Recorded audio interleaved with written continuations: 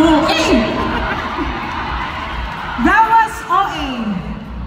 Halata po ba sa title? Halata ba yung lyrics? Halata ba yung title sa lyrics?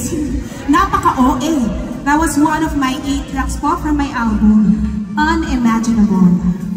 Yung isa ko naman po nga kinanta, yung Dito Ka Lang, Huwag Kang Lalayo, ay comeback single ko na written by Sir John. Hello Sir John, Manalo, the one and only.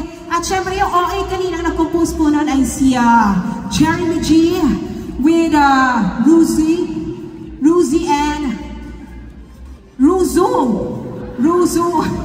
Ay, nabago na pala. Ruzy and Chilo, ayan. Kasi, sorry naman, mental block po ako ngayon. Grabe kasi yung ginawa ko. Ayan, nag-number 1 po yan sa iTunes Philippine Chart. And of course, my producer, Sir Rock Santos. Thank you so much, Sir Rock. Thank you so much, Star Music, Star Pop. At di lang yan, theme song din po yan ng King Pao serye ng The Alibi. Soon on ABS-CBN. Ganda ng song, no?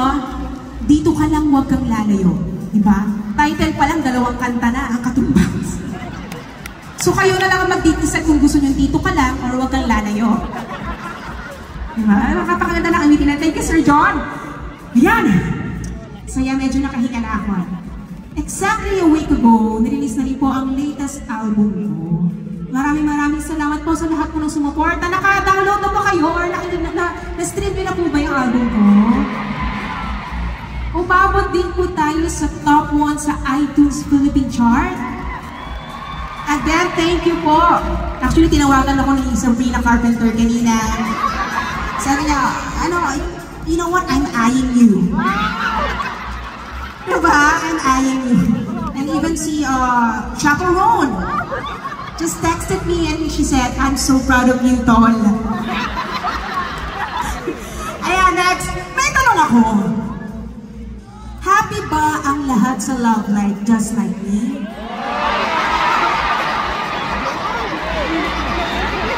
Happy ba?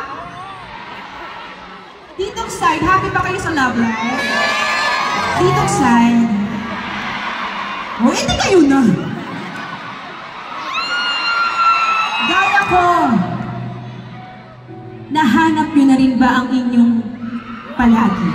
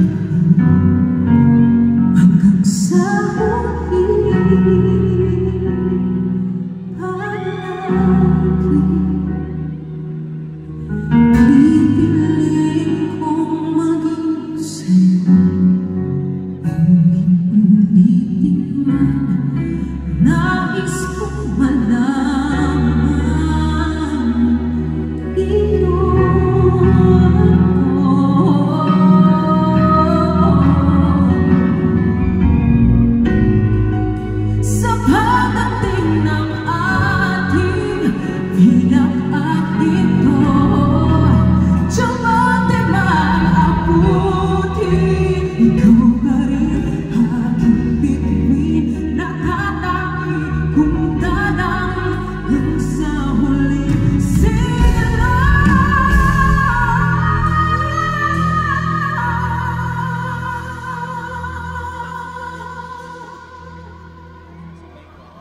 Sa huli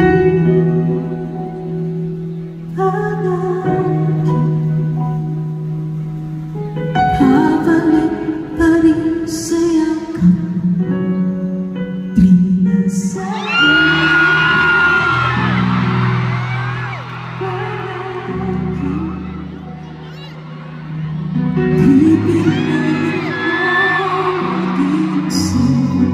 ulit-ulitin na nais ko man naman iyon ko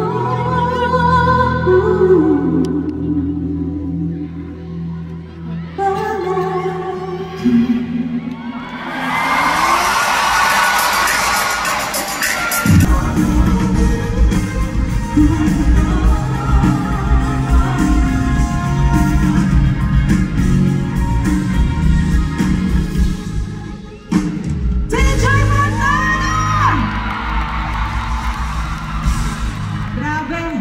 Ibang klase. Ako na lang kaya i-guess mo. Grabe ka, DJ Monterde. I'm a fan. I'm such a fan, TJ. Thank you so much, TJ. Kaming dalawa ni KZ, yung fan na fan. Maraming salamat. Kasi, alam mo ba, congratulations. At isa ka, kailangan ko sabihin ito, para sa amin dalawa, isa ka sa pinaka-paborito namin at isa sa pinaka-magaling na singers dito sa buong Pilipinas.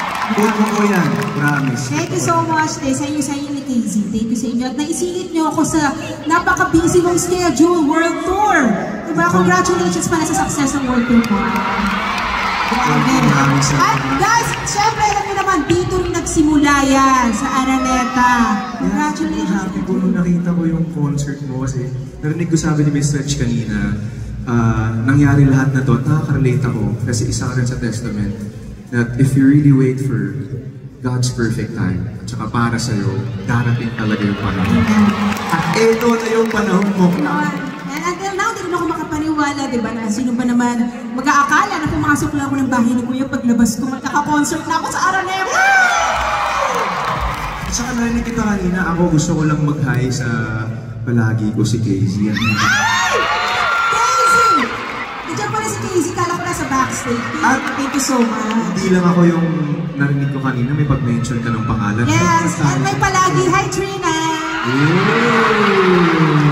Hi, Trina! Ayan. Ay, may blonde ka rin katabi, ha? Grabe, akala ko ako yan. Lola ko po yan. Mami naman, kumaya pa sa buhok ko.